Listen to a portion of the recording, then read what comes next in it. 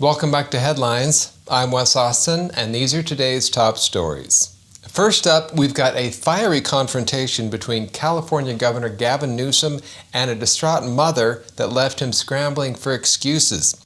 And he tried one of Kamala Harris's go-to moves. Then we head to Manhattan, where President Trump's hush money case ended with no penalties.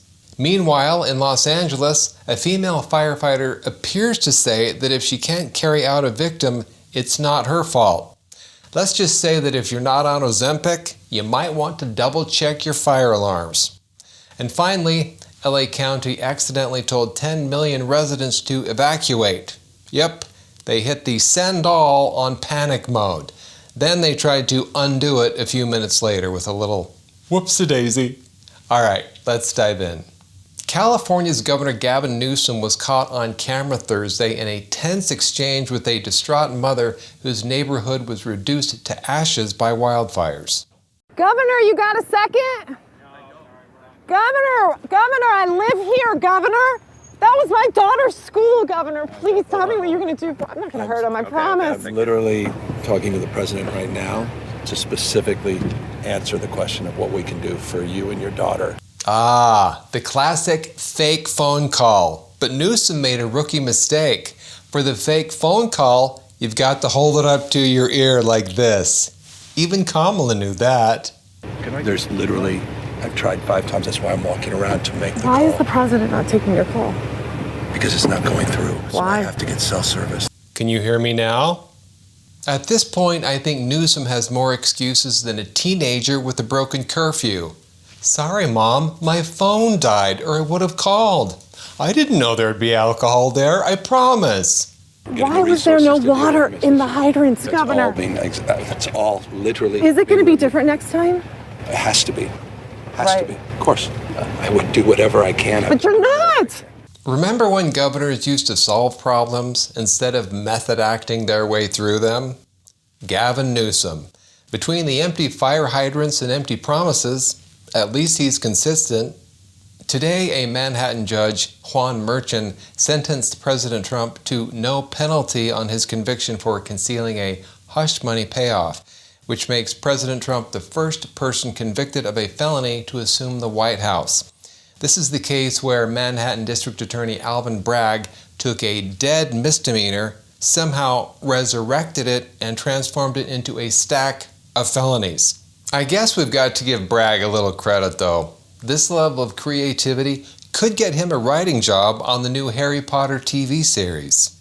The sentencing today means that President Trump will not face any jail time, probation, or fines. It does mean that he can finally appeal this guilty verdict, but when New York's court system is more blue than a Smurf convention, it's not exactly promising. The sentencing was allowed to proceed after President Trump's request to stay the sentencing was denied by the Supreme Court in a 5-4 decision.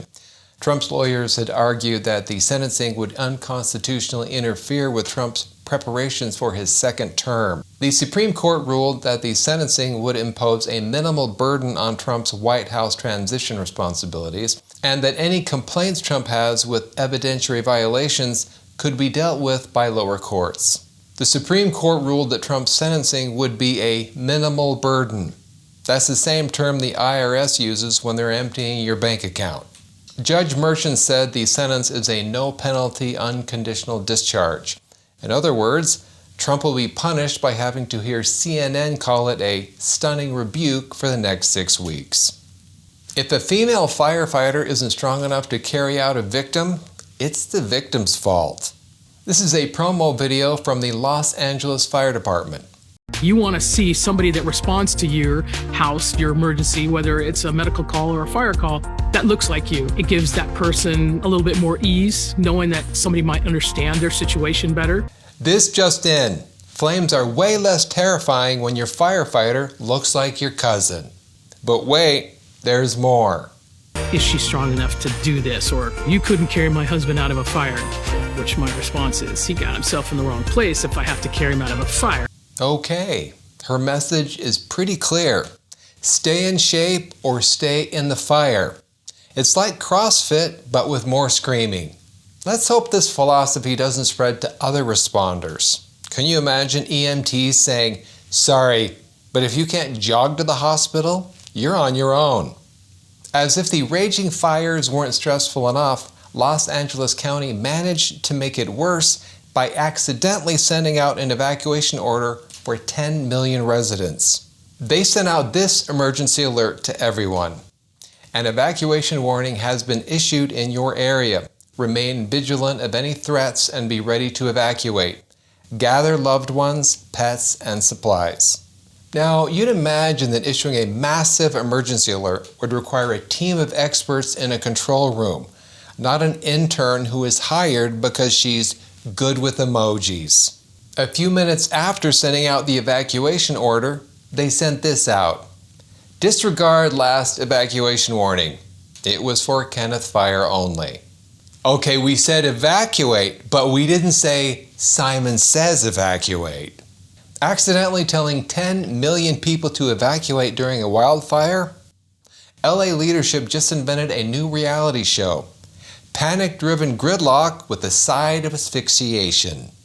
Thank you to everyone who joined my YouTube Live last night. And if you didn't happen to catch it, I do a YouTube Live every Thursday night at 10 o'clock Eastern, 7 o'clock Pacific. Thanks for watching Headlines. I'm Wes Austin. Good night.